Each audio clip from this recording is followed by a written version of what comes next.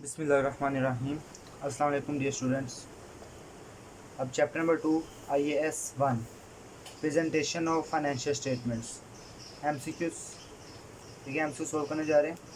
तो MCQ number one में वो कह रहा है which one of following would not necessarily lead to liability being classified as current liability. वो कह रहा है कि इन चारों में से कौन सा ऐसा ऑप्शन है जो ज़रूरी नहीं है कि करंट लायबिलिटी हो सकती है, लेकिन ज़रूरी नहीं है कि उससे करंट लायबिलिटी ही बने। ठीक है, करंट लायबिलिटी ही बने ज़रूरी नहीं है, बन सकती है लेकिन ज़रूरी नहीं है, यानी उससे नॉन करंट लायबिलिटी भी बनती हो। अच्छा, पहले ऑप्शन में वो कह रहा है liability is expected to be settled in course of entity's normal operating cycle. तो जो नॉर्मल ऑपरेटिंग साइकिल होता है वो ज़ाहिर है 1 साल से थोड़ा ही होता है, 1 साल से छोटा ही होता है, 30 दिन, 35 दिन, 40 दिन। तो ये 1 साल से छोटा होता है, तो ये करंट लायबिलिटीज़ होती हैं। तो यहाँ पे तो ये ऑप्शन नहीं होगा, क्योंकि उसने पूछा है जो ज़रूरी नहीं है कि करंट लायबिलिटी हो, जो लॉन्ग टर्म भी हो सकती है और नॉन करंट लायबिलिटी भी हो सकती हो। अब ऑप्शन नंबर बी में वो कह रहा है liability has arisen during current accounting period, यानी जो इस साल बनी हो। तो इस साल तो जाहिर है करंट भी बन सकती है, नॉन करंट भी बन सकती है। अगर हम लोन लें, लॉन्ग टर्म लोन लें, तो वो नॉन करंट होगी। या कोई ऐसी भी लायबिलिटी बनाएं, लीज़ पे कोई चीज़ ले लें, या कोई भी ऐसी लायबिलिटी बने, तो वो नॉन करंट हो सकती है। ठीक है, तो ऑप्शन नंबर बी यहाँ पे आ जाएगा। तो पहले का आ जाएगा ऑप्शन नंबर बी। हम आगे भी पढ़ लेते हैं। सी में वो कह रहा है liability is held primarily for purpose of trading. तो ट्रेडिंग की पर्पज़ से है, तो ट्रेडिंग ज़ाहिर है 1 साल से ज़्यादा देर तक हम उसको अपने पास नहीं रखते, उसको हम लायबिलिटी को जल्द अज जल्द उसको क्लियर करते हैं, 30-35 दिन, वही 40 दिन। आगे लास्ट में वगैरह liability is due to be settled within 12 years from end of reporting period, यानी जो 12 मंथ के अंदर अंदर सेटल करनी है, वो भी करंट लायबिलिटी होगी। तो ऑप्शन नंबर बी में जो है ना, वो नॉन करंट भी हो सकती है, करंट भी। तो ऑप्शन नंबर बी इसका आ जाएगा। आगे MCQ number 2, which following would be shown in other comprehensive income section of statement of profit and loss and other comprehensive income.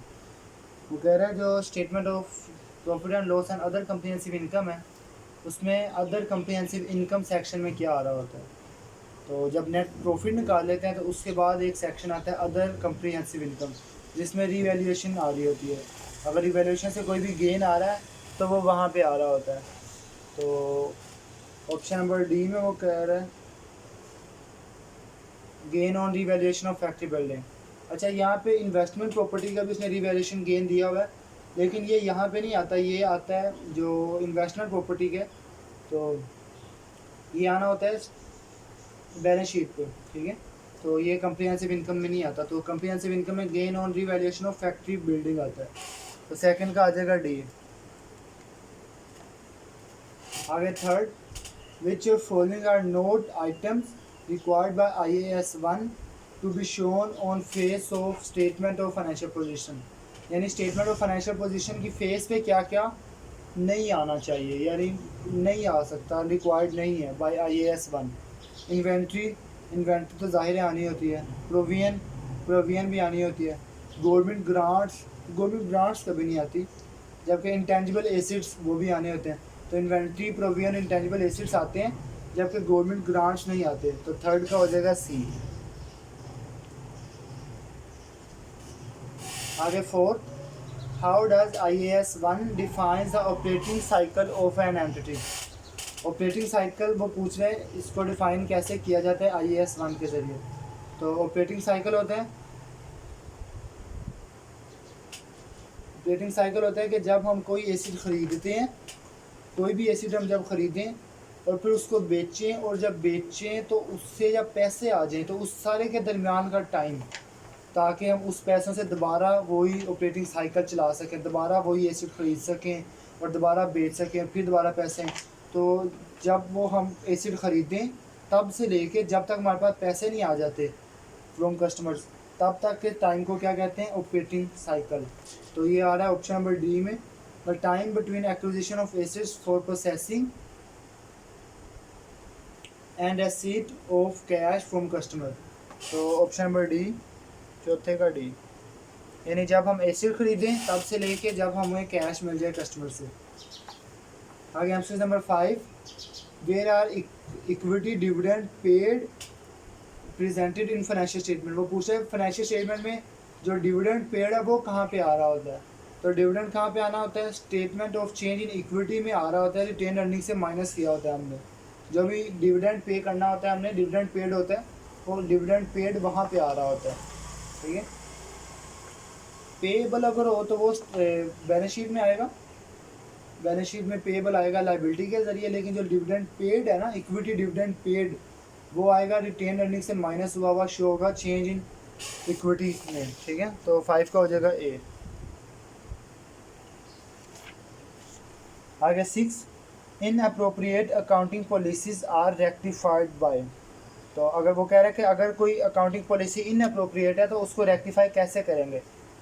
Disclosure of accounting policy use, यानी उसका disclosure दे के, तो ज़ाहिर ऐसे नहीं हो सकता। नोट्स में भी नहीं हम लिख सकते कि अकाउंटिंग पॉलिसी हमने इन अप्रोप्रिएट ऐड की है। तो सी में वो कह रहा है एक्सप्लेनेटरी मटेरियल, एक्सप्लेनेटरी मटेरियल में भी उसको नहीं रेक्टिफाई कर सकते। तो नन ऑफ दीज, तो यहाँ पे ज़ाहिर है नन ऑफ दीज आएगा। ठीक है, आगे एमसीक्यू नंबर 7 में वो पूछ रहे हैं each component of financial statement shall be identified clearly. ये सब चीज़ें क्लियरली आइडेंटिफाई हो सकेंगी। In addition the following information shall be displayed prominently, यानी ये चीज़ें प्रोमिनेंटली डिस्प्ले हुई होंगी। तो क्या क्या डिस्प्ले हुआ होता है, the name of reporting undertaking, जिस कंपनी की फाइनेंशियल स्टेटमेंट है उसका नाम सबसे ऊपर आ रहा होता है। जैसे अगर ABC लिमिटेड है तो सबसे ऊपर हम लिखते हैं ABC लिमिटेड। सेकंड पे वो कह रहा है नेम ऑफ चीफ अकाउंटेंट, तो ये नहीं लिखते, चीफ अकाउंटेंट का नाम फाइनेंशियल स्टेटमेंट्स में नहीं आ रहा होता।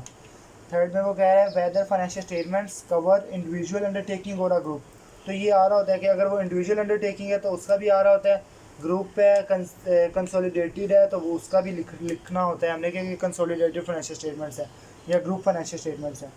सी में वो कह रहा है statement of financial position date, तो डेट भी ज़ाहिर आ रही होती है, अगर फाइनेंशियल पोजीशन है, बैलेंस शीट है तो उसकी डेट आएगी, और अगर वो कितना पीरियड उसने कवर किया, the period covered by financial statement और whichever is appropriate to that component of financial statement. तो जो भी आ रहा होगा, अगर वो बैलेंस शीट है तो फिर